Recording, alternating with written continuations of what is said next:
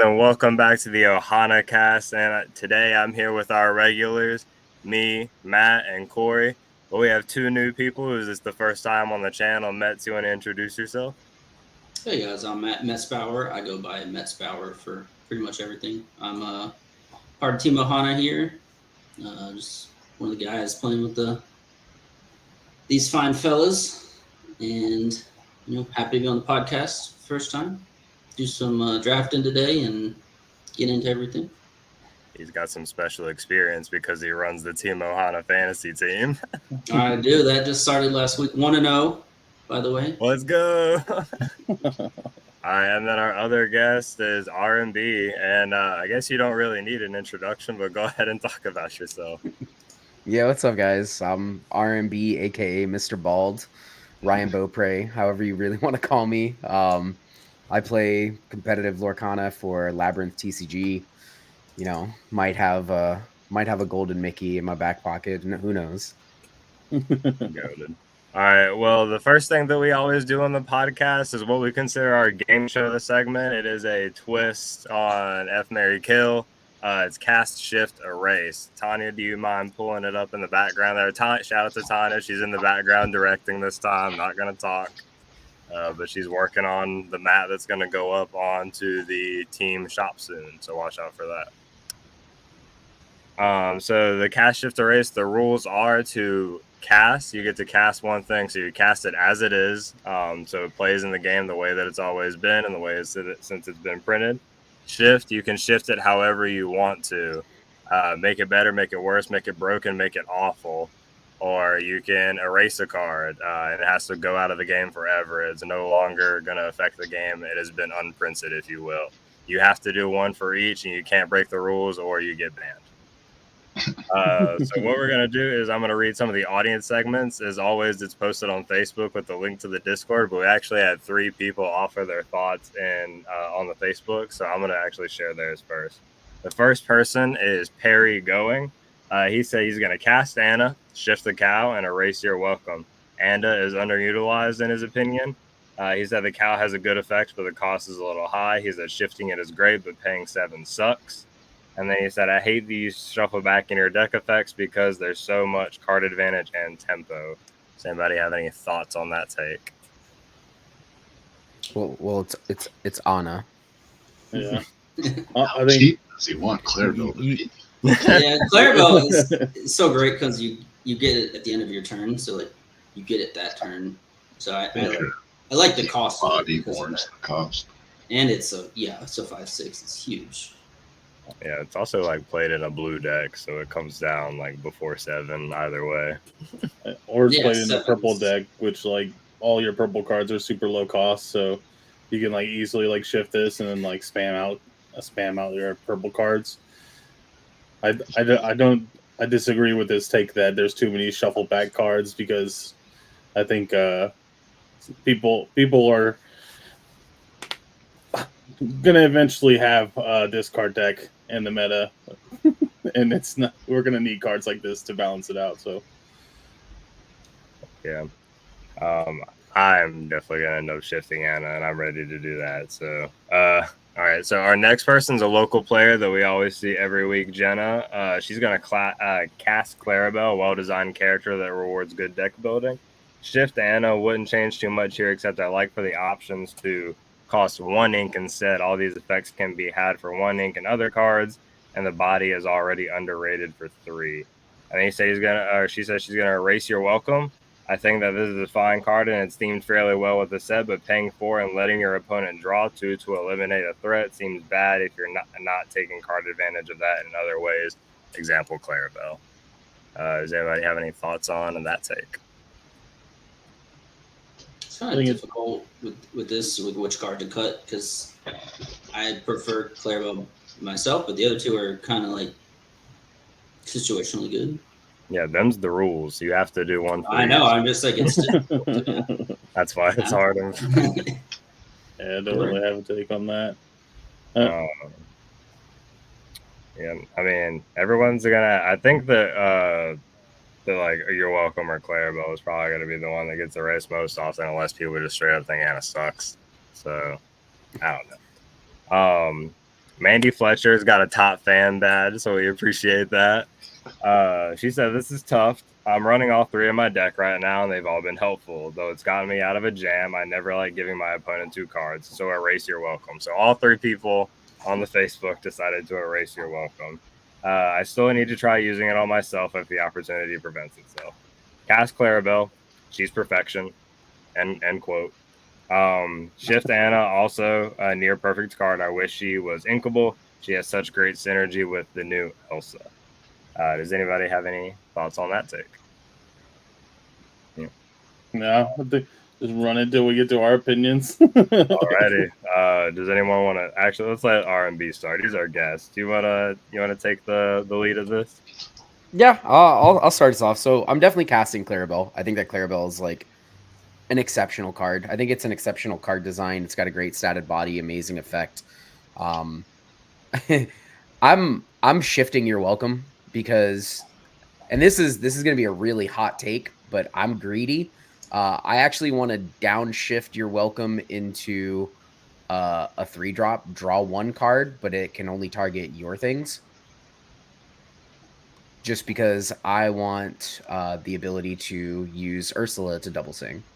I was gonna say Ursula. Yeah. I want to use Ursula to double sing, and like I'll be honest, like of all the times that I've cast this card, like I think probably 60 to 70% of the time I'm casting it on my own things anyways, as just a draw 2. So Yeah. maybe making it only castable on your things is like probably too bad. But also like hitting 2 of your opponent's things and them only getting to draw 2 cards, that's like pretty fair and balanced. You could like hit one of theirs, hit one of yours, like you each draw a card. And I'm erasing Anna. I love modal cards, don't get me wrong, and I love that we're getting an ability that's very similar to Magic the Gathering called Kicker, where like the card scales into the game very, very well because it's great on 3 as a 2/3 that quest for 2, but on turn 5, like you can unlock the additional value of like the card scaling into the game. But of the 3 cards, like I love Clarabelle, I love your welcome.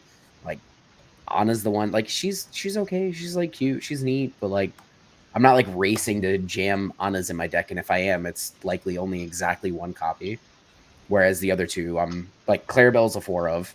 Your welcome's like somewhere between 2 and 4. I haven't really figured out that number yet. I like that take.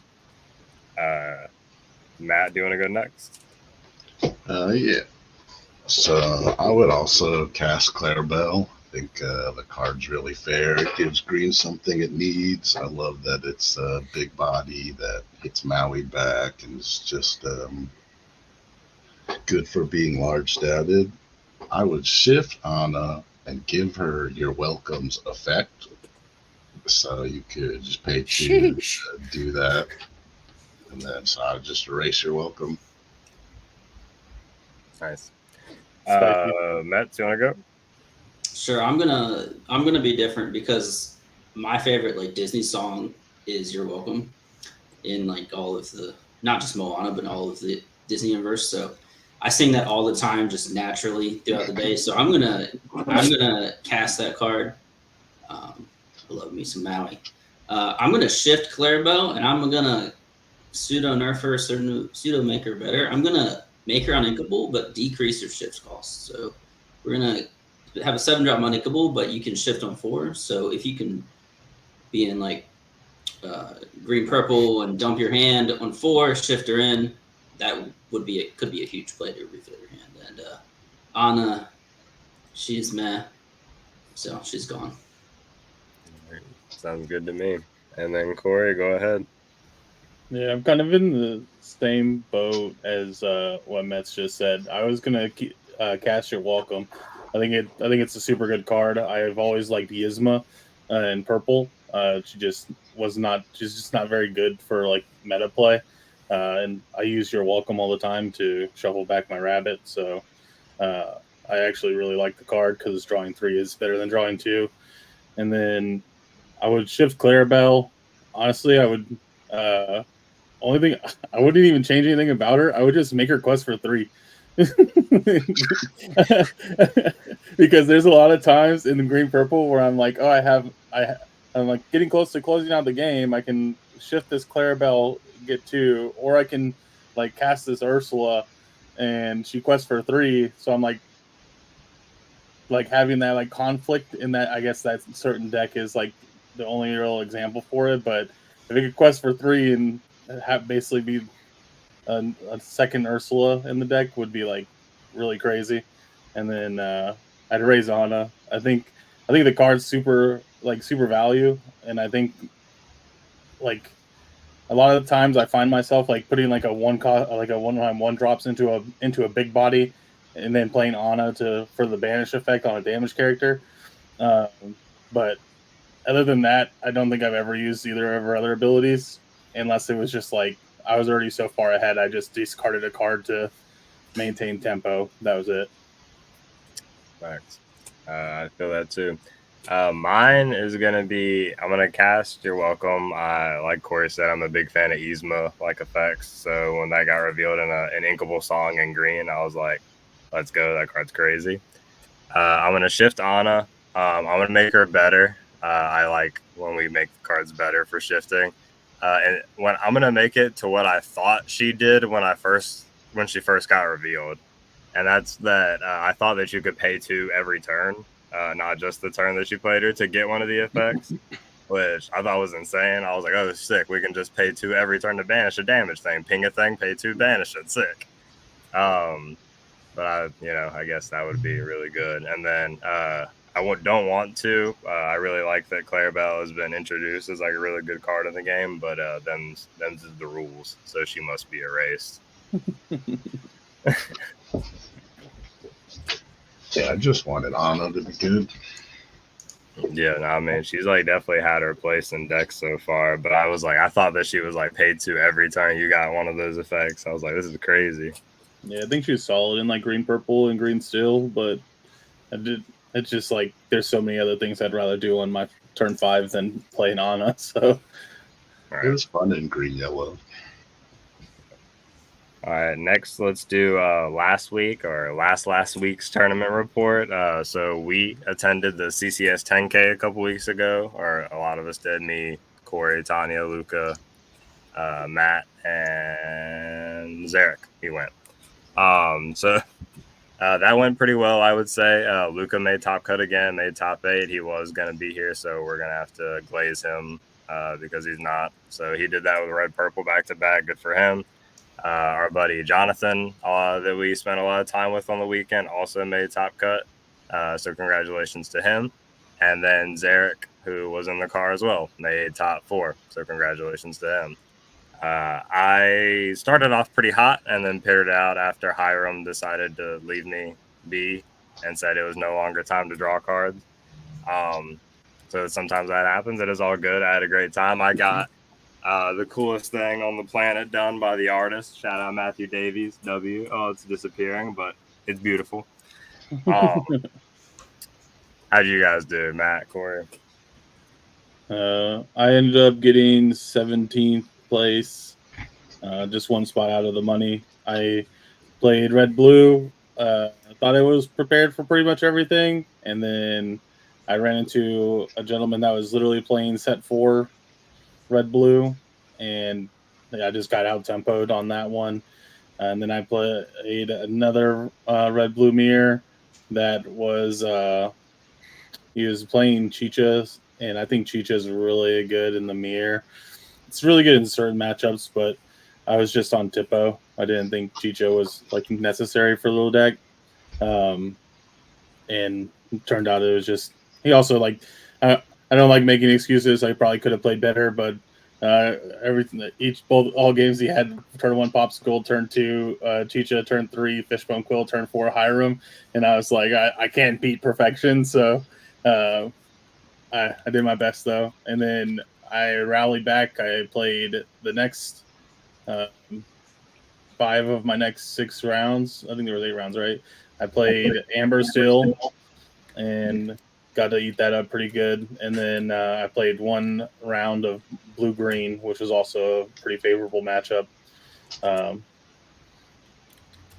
had a good time. Did side events. I won the win a box side event. Heck yeah. Oh yeah, y'all put an enchanted from that box too. Yeah, second star on the right. Yeah, I also felt that every time my opponent had Chicha in the mirror, that I felt bad. So I played Chicha one day and I didn't play Chicha the other. And every time I played the mirror, my opponent drew off a Chicha. I felt real bad about myself. Matt, how was your tournament experience? I played red purple, 60 cards, not 64.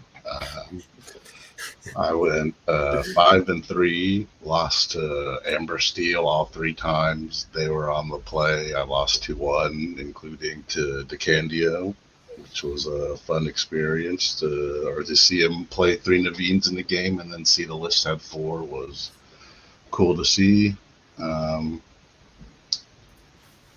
Yeah, that was my biggest takeaway is Piglet's a bully. Mets did not play anything last week because he was moving. So congrats to him. Yeah. RMB, did you get to play anything last week? I played in the SCG Con events this weekend. Oh, yeah. I saw you did Yeah. relatively well with that, right? I got 9th twice. Oh, Like, I got 9th twice. I played, so like I wanted to bring Amethyst Steel just because like I wanted to pressure test the deck. Obviously, with the unofficial digital client being gone, the ability to test a great number of games in a competitive setting is few and far between. Mhm. So like I took SCG Con as an opportunity for me to really kind of pressure test a deck. I brought a pretty suboptimal list on Friday, ended up going 4-2.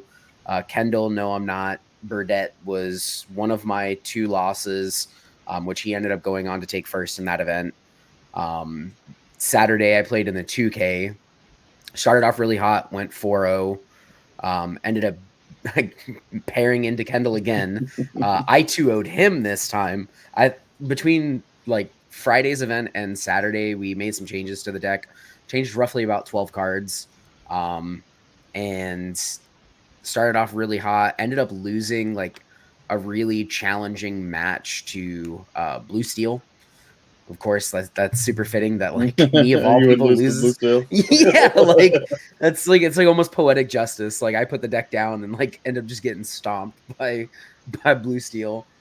And then I win another round, or no. I end up losing to Blurple. Like came to find out that like my deck just had this inconsistency in it that it was like very, very difficult for me to deal with like giant statted characters. Like Homeboy played the blue Mufasa on turn 5, and I was like, oh, that's gonna be a problem. Like that's gonna be a real problem. Like in game 1, I had one single solitudinal crab ended up like being the sole reason that like I won a game because it took out like a total of like 36 willpower worth of my opponent's characters and locations. So like it definitely shined as an all-star, but I was only running 2 of them. And then I won the final round 2-0 against Blue Steel. And then like I ended up getting 9th, and I was like 1.4% off of like the person in 8th place with the exact same record. So like kind of feels bad. And he's like he just like he pairs into DeCandio, just gets like absolutely destroyed. And I like built the deck specifically with the intention of beating Steel Song. I was like, man, that could have been me. That could have been me getting destroyed by DeCandio instead. And then Kendall ended up top 8ing that event too. Notably for the entire weekend, Kendall only lost 2 rounds the entire weekend. So I handed him, half of his losses for the weekend. So I feel pretty good about that. And then I didn't play Sunday because I was just like, I was burnt out. I was burnt out and I had to do some household maintenance stuff. I was like, you go on without me. I can feel that. Bubbling is like so demoralizing.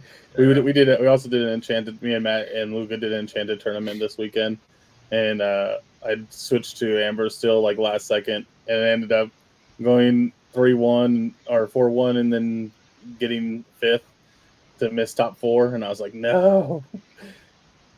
Yeah, I didn't really look at it as being demoralizing because I didn't go there with any intention other than like pressure testing a deck that I'm considering for Vegas. Like it wasn't like I wasn't going there to try to like win money. I was literally using it like my own personal online digital client to like Yeah. test competitive games against like some pretty good players. Yeah. Well, awesome. Well, I guess it's time to move on into the draft. Let's do it. Cute NFL commissioner music. Just kidding. We can't do that. So what we're going to do is we have 4 drafters. We're going to do 7 rounds. 28 of the best purple cards will be drafted. Courteous of Tanya, thank you for taking the time to make this for us. The draft order will be as follows. Matt earned the first pick in this draft because in our first draft video on the channel, we did Ruby, and he ended up winning the vote once we posted it on the Facebook, which we would do this again. Followed by Corey, and then R&B, our guest, and then Matt Metz will take up the end there, so he will get the first bounce back pick. Because if you've never drafted before or don't know anything about draft processes, it is like a snake draft. We bounce back once you get to the end of the line, so they get 2 picks in a row. You guys ready to start? Yeah. My pick. Go. All right, Matt, you are on the clock, per se. I'm taking the rabbit. I don't need any more time. I think the rabbit's like the best card in the game. He's like he is what purple is, just drawing cards. And it wasn't a hard choice. Yeah, I think that we all kind of talked about Rabbit pretty much certified going 1.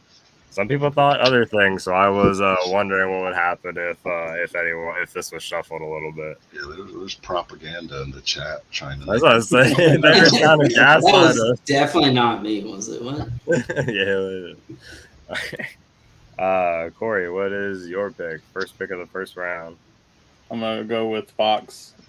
Mm. I think Fox is kind of the reason why I think Rabbit's broken. So I'm surprised Rabbit didn't go first, or I'm surprised Fox didn't go first. I think Fox balanced insane stats for its cost, and it's inkable, and you get to recycle your goat or your rabbit. It's too good. Too good. Always has been since set 2. Still too good. Set 5, set 2, still too good. Yeah. R&B, your first pick of round 1. I'll take the goat. Nice. Any thoughts on the goat there? It's the goat. It's like, the greatest of all time. Nothing more than be said. It's literally the win condition of Amethyst decks in this game currently. Yeah, has been for a minute. All right, Mets, you're rounding out round 1 for us. What you got? All right, my first overall is a little different, but it's still on the board. I'm taking Enchanted Elsa from set 1 because that card is the chase card of anything you can pull from packs right now, and it's actually seeing a comeback in this set, so I'd happily take that. And then on the reverse back, I'm taking the Queen's Castle. Nice. I knew that was coming. I was like, okay, here goes Elsa. See, the great thing about the draft is you can pick your angle. You can go for best overall card, or you can go for the fan service, and that's definitely got one of the best fan service cards with Elsa as the number 1. All right, so we're going back in reverse order. Do you have anything you want to say about the Castle Mets? Oh, that card's busted too, so Yeah, so super happy to get it. Unarguably the best location in the game. Yeah, not even close. There's certainly a reel. There's certainly a reel of Luca slinging castles for an entire weekend on our channels. All right, so back to R&B. Second pick, second round. Well, we got goats, so we're taking Madam M Snake. Oh yeah, the snake done made it to you. The whole petting zoo going quick. You could take the elephant next. No, I'll leave it for you. I was I thought he was going to consider the squirrel, honestly. Turtle. All right. Any thoughts on Snake? Pairs nicely with goats. Bounce back is good. Yeah, it's very good. This purple draft is going to be my starting 7. All All right, Corey, what is your second round pick? My next pick is going to be Friends on the Other Side. The only song that I looked at is a really good pick. the best song probably in the game as well, because it just simply says, I will exert my character to draw 2 cards. And you cannot go wrong with that.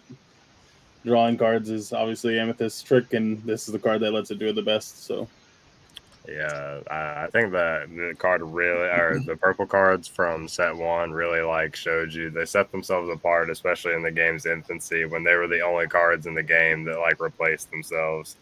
So they're super huge. All right, back to Matt. They could finish out round 2 for us. I feel like this is where it's a little harder. This was everyone from my tier 1 list taken. So I get 2 picks. Yep, you're going back to back. All right, I'm going to take Jafar because he's the only purple card that has a deck based around him. Thank you. And then I'm going to take the 5-drop Elsa. That's a great such one. a good card. Yeah. I feel like a card that hasn't been fully figured out how to be utilized that, but still showing that it's really good. Yeah, definitely been insane since it's like coming out over the last couple weeks. R&B, round 3, pick 3. Wait, am I not next? Corey's Oh, I yeah, was like, sorry. dang, I was looking at the screen. You're Corey. just glazing right over, Corey. I was looking at the screen and not my phone. Corey, your turn. You're good. I'm gonna go with. Oh man, it's such a hard choice. I think I kind of have to go with just uncorked potential. I think I go with Amethyst Chromacon. Just another one drop. You exert it for free. It doesn't banish itself. You get to draw a card, which is exactly what you want to do in purple. So I think it's just a limitless potential card. Yeah, definitely. I was shown that power of it week 1 when Luca played Amber Amethyst the first day. I was like, all right, all the characters are off the board. But he just kept drawing to and through, gathering knowledge and wisdom at me. So that was rough. Is it a good sign for purple? Like, purple is obviously one of the best colors in the game, but I feel like we were like firing for a while when we did the red draft, but we are 3, 6, 7, 8, 9, 10 cards in, and we're already considering it harder to take the picks. There's definitely a tier drop off where it's like, all right, these are the best cards, and then there's just question marks past there. There's arguments to be made. Right. So I think there's still plenty of great cards to pick, though. oh, for sure. Absolutely. All right, back to R&B for real this time. I'll take Merlin Crab. Yep. I figured that was going. I wanted to take I'm it, but I surprised was the like, Chromacon went before it. I I was was- like, yeah. I like Chromacon, don't get me wrong, but it's like good in exactly one deck. And like the viability of that deck is still to be determined considering the amount of Steel Song. Don't get me wrong, like I want to show up to Vegas with Amber Amethyst Hyper Aggro and just like be done with my rounds in like 7 minutes or less. But like I don't know if you've ever had your opponent go Cindy, Ursula, Ariel, Naveen, and just like nothing lives. Yeah. Yeah. I think I was like, for me, I'm thinking of it in like a grand scheme, like a purple mill deck. Like you just like force your opponent to keep drawing with Amethyst and then wheel them or something like that. So I was like, there's potential for the long haul here with this card. See, Corey's using new knowledge of some of the spoiled cards in, Yeah. in set 6 from today. Yeah, I mean, R&B is just continuing the Merlin train here. Crab's been like always been good, and he's kind of like fluctuated in and out of the decks, but he's been an all-star this set with everything being massive, locations, characters, otherwise. As you pointed out earlier in your tournament, for like 30-something willpower taken off the board with them. Luca thinks that card sucks. All right, Mets, let's finish out round 3. All right, I'm also going with the staple from set 1 you were just talking about. Card draw is great, so we're taking Maleficent Sorcerers. Cards, Yeah. been great. Kinda- Sings friends, etc. Kind of falling out of some of the decks now, with all the draw cards being Rabbit, Friends, and Chernobog if you're playing that, and Broom if you're Kendall.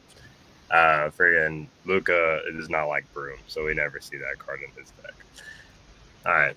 Top of round 4, what you taking, Mets? We're gonna take all of the good locations. We're taking the library also. Cards extremely good, and just take that whole side of the fan base. Got all the locations. I think library is super mid, so I'm gonna be a little biased on my saying that was a bad pick, but the card seems very, very situational. All right, let's go back to R&B, round 4, pick 4. Now it's getting harder for me. Like up until this point, I'm like, all right, like I have a pretty clear path. There's like a card that I want to take, but like I don't know if it's more powerful than like 2 of the other cards. Oh, this is tough. I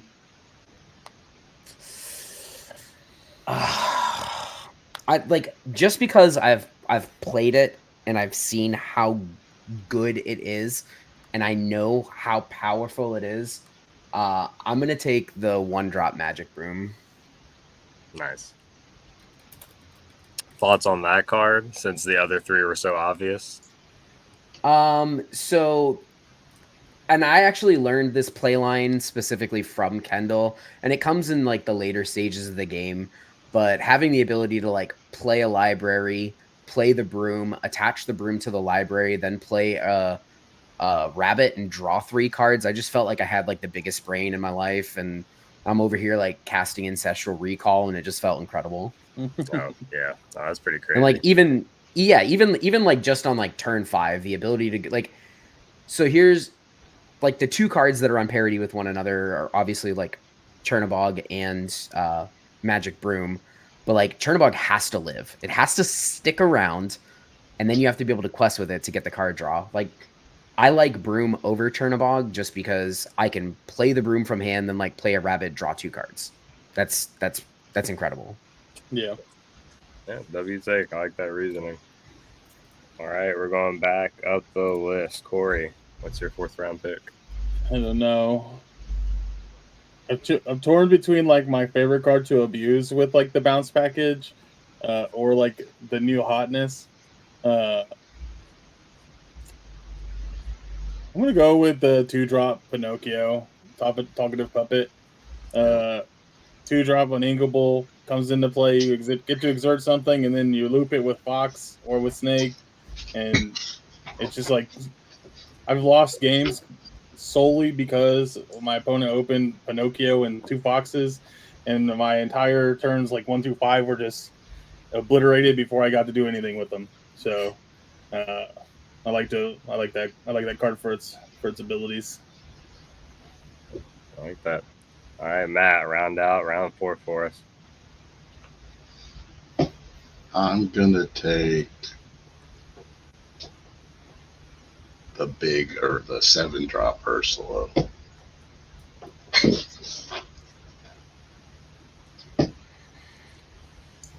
Thoughts?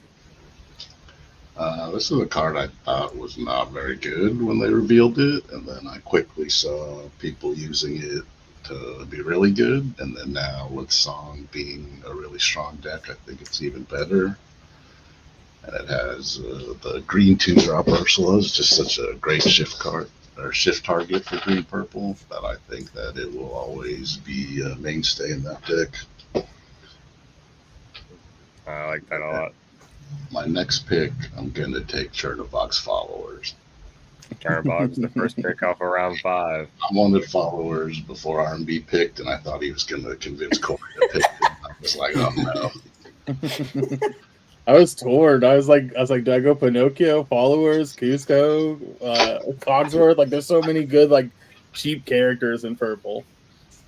I just always loved Followers from the day I read the Reddit. All right, we're back to Corey. What's your 5th pick? I'm gonna go with Cogsworth, the one drop Cogsworth from set 5. No. I love this card. I played a lot of Blurple when the set first dropped, and just being able to like Cogsworth Elephant, Cogsworth your any of your like your Cogsworth or your Snake, like anything you could to just like give the aggro and like maintain board control so they can't go super wide on you was like super fun. And I just think the more cards we get, the better this card will become. Eventually, we'll get potentially a purple Maui or something like that. That's just like you can abuse this with. Yeah, absolutely. Let's go back. R&B, you expressed a little sadness there. Yeah, because like the two that I wanted both just got taken. Oh man. So like God, it has to be Maleficent biding her time. Like 1-drop, 1/1, quest for 2. That's what I was going Like, to take. Dang. Yeah, it just has They to took be, yours. unfortunately. That's good value there. Yeah, absolutely. No, I'm gonna have to think. Been crazy since that Lilo Maleficent. Been crazy since that one. Yeah, you always have to think like what happens if Viper aggro's there. Mm-hmm. That card's 4 of every deck Viper aggro. So. Yep. All right. Net. Yeah. Net. Yeah, give me a second. That was one of my picks. I was going to. I was hoping it would slide. All right, let's go a new card. I would like Gathering Knowledge and Wisdom. I think that's a. Not gonna It says pay 2 draft gain the 2. aggro deck. Yeah. Burn.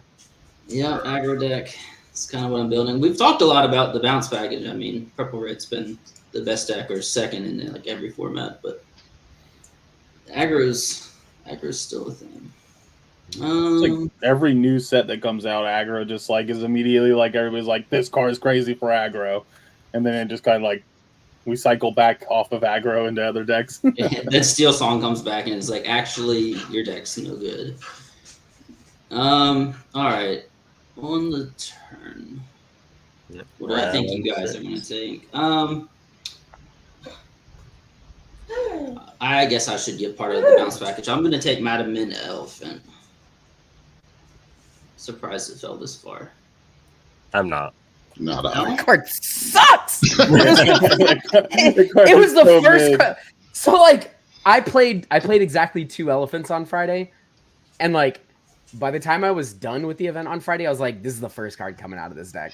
So like you have to like think about it in the context of games. Like I played games against Red Blue, and like the turn that I was playing the elephant is just the turn that Medusa was coming down. And I was like, this card sucks. Like, and it was like okay against like I never got a trigger off against like virtually any deck. Like I would trade into one thing and then it would die on the crackback, or like Steel Song would like shoot it with a bolt or something like that. Like I never got to like move the damage. It was like neat having, 10 bounces in the deck, but man, that card has been so incredibly underwhelming.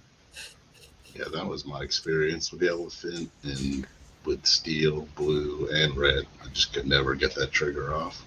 I just wanted it to be good so bad. I thought it was. When I saw that card spoiled, I was like, oh, so I just get to like move 2 damage to somebody's Diablo. Sick. Let's do this.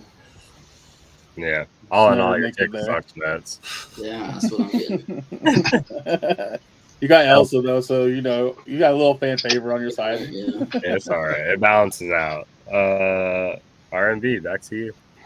All right, so this is where things start to get tricky, because like these last picks will like round out, like these are what's going to determine who got the best draft, because these ones are tough.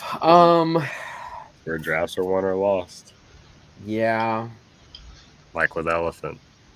So like I'm picking this pick because I have played the card. I believe in the card. I do think that the card is very undervalued in the current meta right now, and I think that the card is like absolutely bonkers. This card single-handedly won my game 1 against Kendall, in the 2K on Saturday. So I'm gonna go with Bell Accomplished Mystic. And That was my next pick. and for reference, to tell you like the war crimes that I committed with this card. So this a singular bell killed 2 rabbits,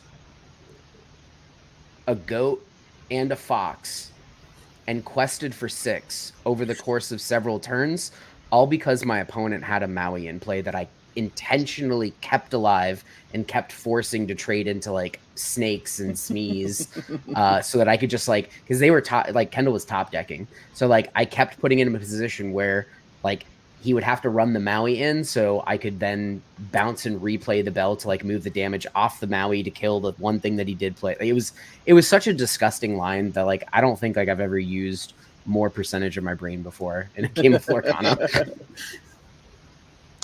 That was going to be my next pick because I've done similar things with blue purple earlier in the format, and I was like, God, this card is so good. I just need like moving damage to just have a little bit more oomph to it. Oh, it's so good. Seems like you and R&B just keep sniping picks from each other as we go up and down the line. All right, Corey, go ahead since you got your pick taken. This is tough. I think just because I gassed it up in the beginning and we were talking about You're Welcome, I think my next card is going to have to be Yzma. I love this card. I love any effect that can like shuffle my own card back and just get me return value on it. I'm never using this card unless I'm in dire straits to hit my opponent's card. I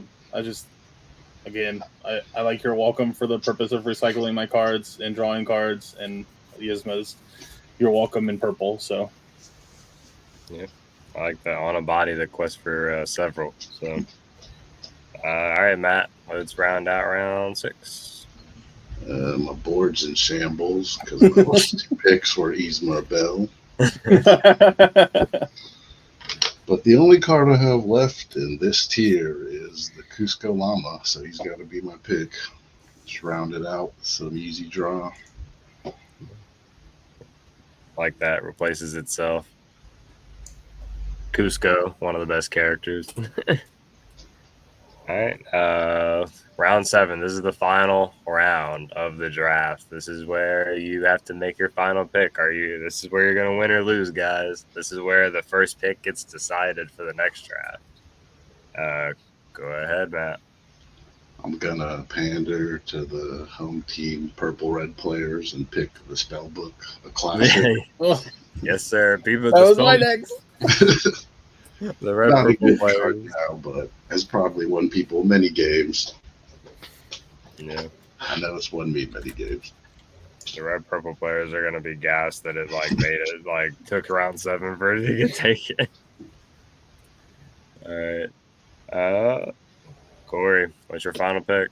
All right, I'm also going to pander, but I'm going to pander to my sealed draft players, and I'm going to take Isabella Madrigal. Yes, sir. So many times in sealed and draft, you just slap her down on the board, let her quest for 4, and just use your other characters to keep your opponent in check, and you just win off of it. So it's definitely my favorite card to get out of sealed. So that sounds good. That was a nice last pick. R&B. All right, win or lose the draft. I'm taking us back to a card that defined the entire 3 months of set 2 meta. I'm taking Olaf Friendly Snowman. That's The huge. 1 cost 1/3. That's huge. He's come back in a big way this past couple weekends. Plus, he's just like one of the cutest characters in this game. Yeah, Like, how can you be mad playing that card? Look at how adorable it is. But it's not Minnie Mouse though. Like He's always classy. Always he is not classy. Minnie Mouse.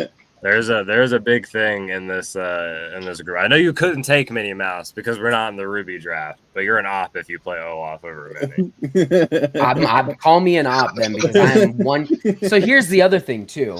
Like, the reason I'm playing Olaf over Minnie is because so much density of the deck is in fact purple that you can realistically hide your second color for the first 2 to 3 turns of the game. So like I'm gonna take if I can eke out an advantage in any way, shape, or form, I'm going to do so. If I can keep my opponent guessing, not knowing what I'm on, that's what I'm gonna do.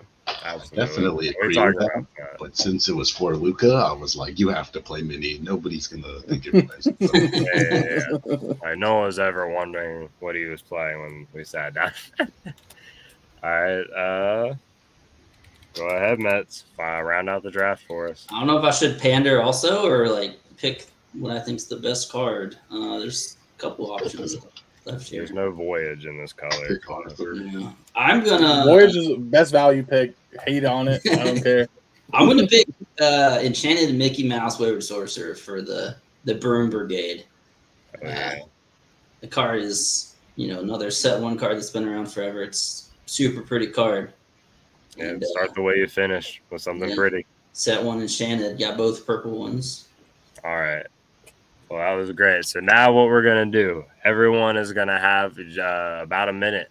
I want you to elevator pitch me why you should win this draft, recap your picks, and tell us why you're the winner. Let's just go back in the draft order. Matt, go first. Tell us about your draft. Why are you the winner? We got the Rabbit. He's the best card. We got the 2 good Enchanteds and Jafar and Ursula. A great 1-drop in the followers. Fan favorite new card Elsa. It's triple threat. Does 3 things.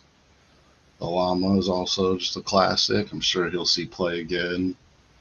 And the spell book was a hometown favorite that I'm sure has won many people games. And the race to get your spell book out first, was so fun. Do you think there's a chance that with the Yzma that got revealed in purple that we might get a Floodborn Cusco in purple? Shift on the Llama? Maybe. Can I get a free agent pickup? I'll drop Elephant and get something else. Now you stuck with that elephant now. You're done. I want the Blue Fairy. I almost picked Pascal last. That was my Yeah, there are honestly several good cards that didn't get to We're not drafted anymore. You're adding that for him. Oh, no. We go. Pascal, Rafiki, Blue Fairy were all there. Befuddle. There's a lot of good cards. Yeah, I was prepared to pick eight total cards. So you know what? That's fine. Let's do that in the same draft. No. It's over now. It's over now. You can't change the rules. We're committed to this. Yeah, you get banned. You get banned for breaking the rules. Yeah, you do. That's right. I said those words. Take the Blue Fairy off of Matt's draft. Even upside down, it's too real. All right, Corey, defend your draft. Yeah, I think so. My first pick, I think, makes Matt and RMB's first picks as good as they are. My second pick is the whole reason you want to play purple to begin with. It gives you the most advantage. It draws all the cards. Amethyst Chronicon is just the new hotness. Super good in aggro potential in the future, especially if you want to look at the cards we got today. Future prospects for a mill out deck. Pinocchio, overpowered 2-drop, gets coming into play, exerting a character, and then you come in and kill it with Fox. Can't go wrong with that. Cogsworth, again, another limitless potential card. The more well-statted cards we get that you can pair with it, the more shift targets we get, because eventually we'll probably get more like shift Cogsworth and things like that. It's going to work. You have synergy there just because it's a cheap 1-drop. Yzma, set 1 card. They draw cards. It quests for 2. Can't complain. Then it's Isabel. This guy doesn't even. Is it set 2? I thought Yzma was in set 1. No, it's set 2. My bad. Then we also got Isabella. Evasive 4/5, right? I think she's a 4/5. Might be a 3/5. Quest for 1, or you can use her ability. Use your other characters to control the board and quest her for 4. She pairs really well with other Maldragall cards like Camillo. She pairs really well with Donald Duck if you wanted to slap her in a little aggro list.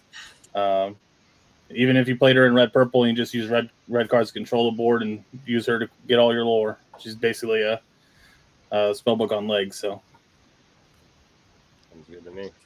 All right, R&B. Why should you win this draft? Oh, I already won the draft. That's not even a question. Like, so for starters, I want you to look around at the draft boards, and if you had to include all of these cards in your deck, which deck would you rather play? And like, mine's clearly the winner because we have the goat. Like, that's our win condition in purple, is like we win by bouncing the goat. But like, if you think about the context of the current meta, like I think we can all agree that Ruby Amethyst is the best Amethyst deck probably in the game. It has been since the beginning of time. Yep. I was able to effectively draft 4 cards that are in that specific deck, that are in that list. I'm not trying to throw shade at anybody, but Corey got 2 cards from that deck. Matt got 2 cards from that deck.